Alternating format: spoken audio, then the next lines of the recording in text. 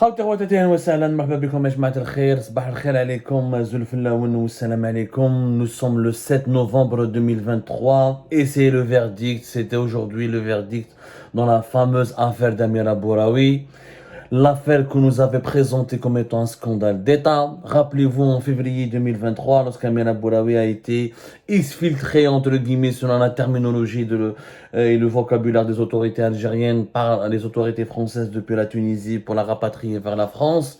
En réalité, elle a été juste accompagnée, rapatriée tout court, parce elle est titulaire de la nationalité française depuis la Tunisie vers la France, pour qu'elle puisse prendre son vol Tunis-Lyon, où elle réside en ce moment, Amira Bouraoui, en tant que ressortissante française, alors que la Tunisie l'ont voulu la mettre en prison, l'emprisonner, la juger pour immigration clandestine, pour avoir franchi le territoire, avoir plutôt franchi illégalement les frontières algéro-tunisiennes. Ils ont voulu la remettre et l'extrader vers l'Algérie, parce que les autorités algériennes vous réclamaient sa tête et réclamaient à la Tunisie de l'empêcher de rejoindre son deuxième pays qui est la France.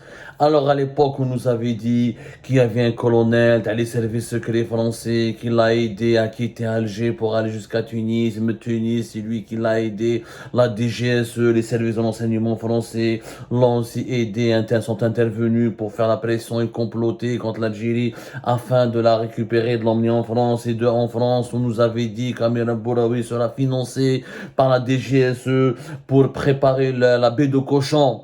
Il y a un scénario comme celui de la baie de cochon au Cuba, début des années 60, à savoir, préparer une milice ou je sais pas quoi, armée par la France, pour ensuite renverser le régime algérien.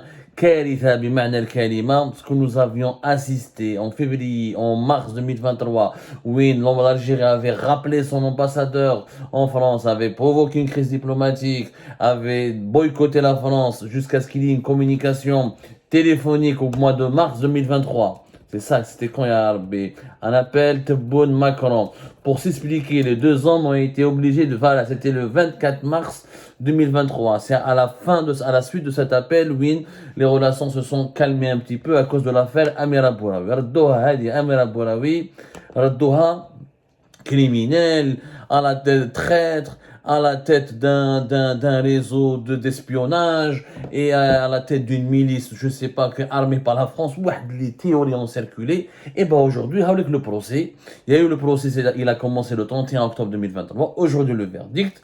Alors, il n'y a aucun colonel des services secrets français qui a été cité, aucun agent d'une puissance étrangère n'a été cité, aucune implication d'une quelconque puissance étrangère ou internationale n'a été citée, pour une raison simple, que l'enquête menée par la gendarmerie algérienne n'a abouti à la découverte d'aucun élément factuel qui démontre que Amira Bouraoui était complice ou l'a aidé ou l'a assisté par une puissance étrangère. Amira Bouraoui elle s'est déguisée en vieille femme, en femme âgée. Elle a pris le passeport de sa mère et elle a été transportée, elle a été acheminée par un taxieur depuis Annaba vers Tunis. Et l'agent à la police aux frontières qui a contrôlé le passeport de sa mère ne s'est pas rendu compte, ne l'a pas contrôlé elle-même, ne s'est pas rendu compte, mais c'était pas son passeport, c'est le passeport de sa mère, ou Jazet. Simple, c'est aussi bête, c'est une immigration, même pas immigration illégale, parce qu'elle avait le visa français, elle est nationalité française.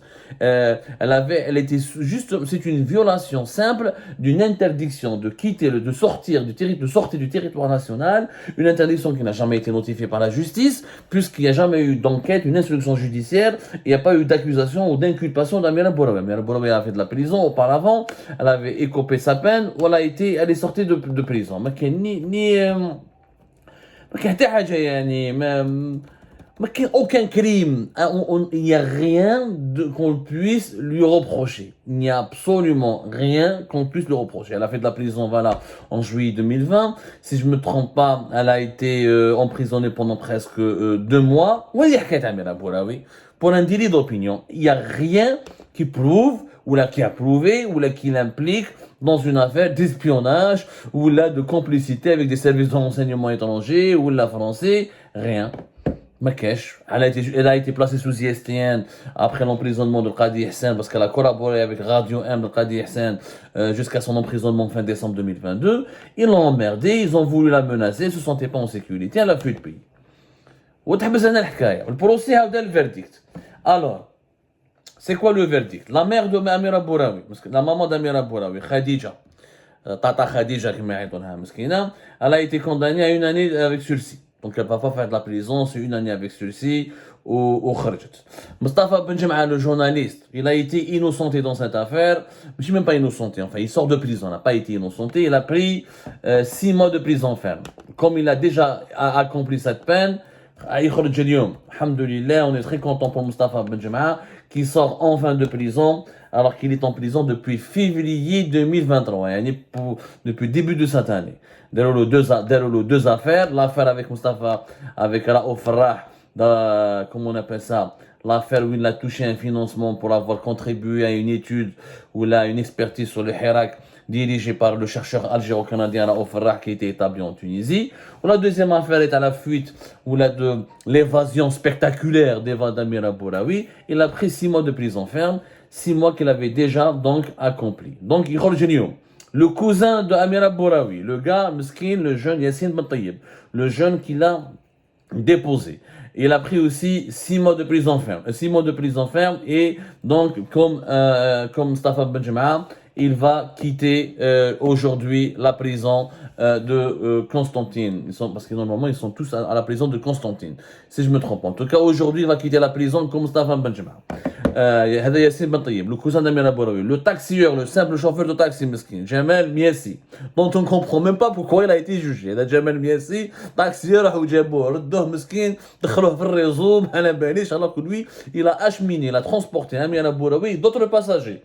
Le taxieur, il a été inculpé. Les autres passagers, ils les ont pas emmerdés. Kif, heureusement, heureusement, c'est quand même dramatique. Il a pris lui aussi 6 mois de prison ferme, comme Yassine Ben Tayyib ou Mustafa Benjema, où ils vont être libérés aujourd'hui. Donc, les 6 mois de prison ferme pour 6 mois de prison ferme pour avoir pris dans son véhicule une femme dont il ne connaît même pas l'identité, dont il n'a pas vérifié l'identité, et pour l'avoir acheminée de Annaba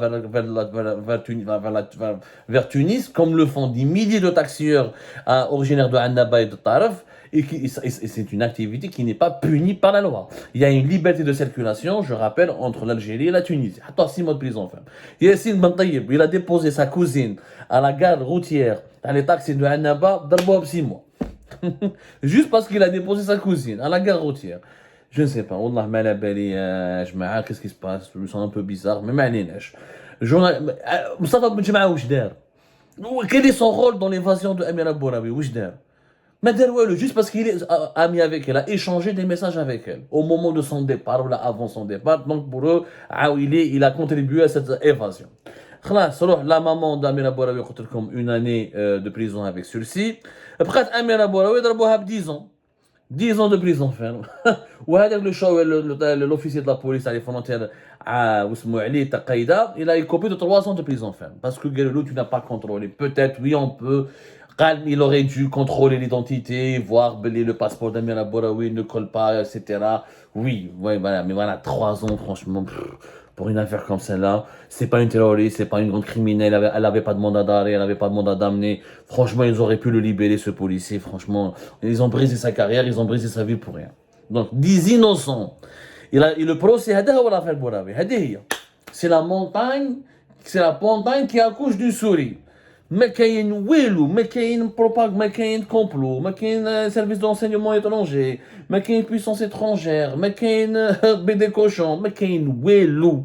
C'est une femme qui a su se déguiser et qui a pu quitter le pays, qui a déjoué la vigilance d'un policier de la PAF. ردوها affaire d'état. Ambassadeur, fait pas les kharjouh, Djabo, ils ont créé une crise politique avec un partenaire politique économique majeur de l'Algérie, qui est la France, juste pour une affaire débile, une affaire totalement débile.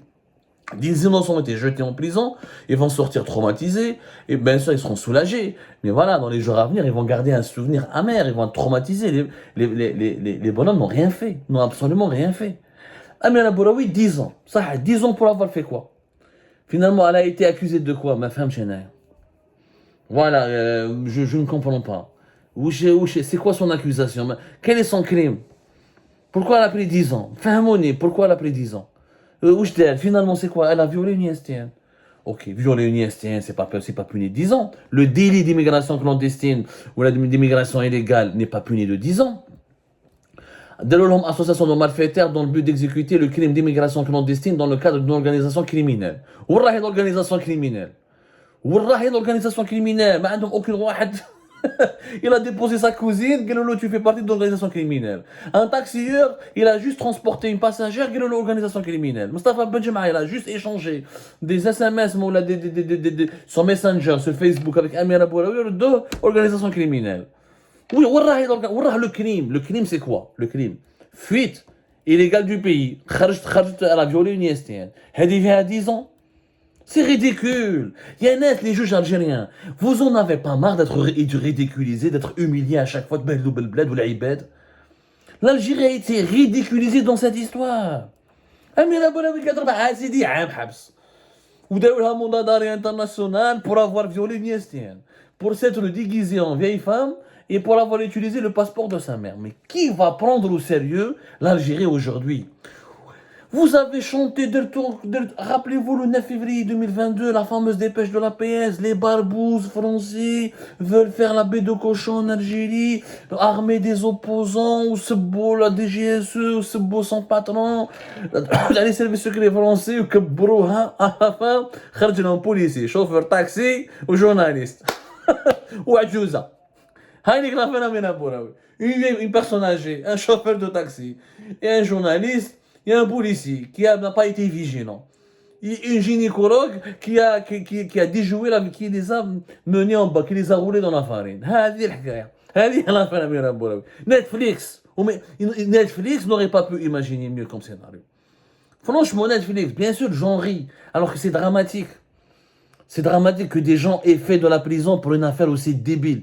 C'est dramatique qu'une militante écope de 10 ans de prison ferme pour avoir juste tranché les frontières algéro-tunisiennes, pour avoir violé une ISTN qui n'a pas été notifiée, dans les règles de l'art par la justice. Elle ne fait pas partie de Amir Aboulaoui. Elle a écopé d'une peine de prison en 2020, ou Kharjet, et c'est tout, quoi. Voilà. Et voilà, elle a eu un jugement en 2021. Mais franchement, il n'y a pas d'affaire. Il n'y a pas d'affaire. Elle a été déjà condamnée en 2020, atteinte à la personne du président.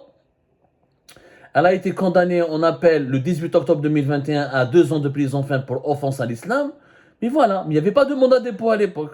C'était le 18 octobre, la cour de Tipaza, qui l'a condamnée à 2 ans de prison ferme pour offense à l'islam, pour des propos tenus sur sa page Facebook. Voilà, Macan. Dès lors, une condamnation en mai 2021 pour atteinte à la personne du président et diffusion d'informations susceptibles de porter atteinte à l'ordre public. Il n'y a pas eu d'autres poursuites. Mais à part ces deux affaires de 2020 et 2021, elle n'a jamais fait l'objet d'un mandat d'armée, d'un mandat de recherche ou d'une enquête sérieuse. Pour la simple raison qu'elle c'est une femme gynécologue, militante politique, animatrice sur Radio 1. Franchement, c'est une honte cette affaire. Voilà. Et on devrait juger celles et ceux. Il y a une loi en Algérie qui interdit, qui criminalise la diffusion de fake news. On devrait les juger. Les personnes qui ont dit, les journalistes, les journaux, la PS, ceux qui ont accusé les services secrets français et ceux qui nous ont fait croire, ou là, qui ont fait croire au peuple algérien qu'il y a derrière cette affaire un grand complot mené par les services secrets français. On devrait les appeler, on devrait les convoquer, on devrait les juger, on devrait leur réclamer des comptes. Ils nous ont fait croire. C'est des fake news qu'ils ont diffusées. Ils ont terrorisé la population. Oh, l'Algérie, notre pays, menacé par un complot international mené par les services secrets français. Tout ça, rien. Nada. C'est une affaire débile. C'est la montagne qui accouche d'une souris. Et c'est surtout la propagande du régime algérien qui aboutit à un énorme scandale. C'est la scandaleuse. C'est le scandale, c'est l'ampleur dramatique et scandaleuse de la propagande algérienne dans ces délires qui a été révélé ou elle a dévoilé au grand jour par le verdict de l'affaire Amir Aboulaoui, aujourd'hui 7 novembre 2023.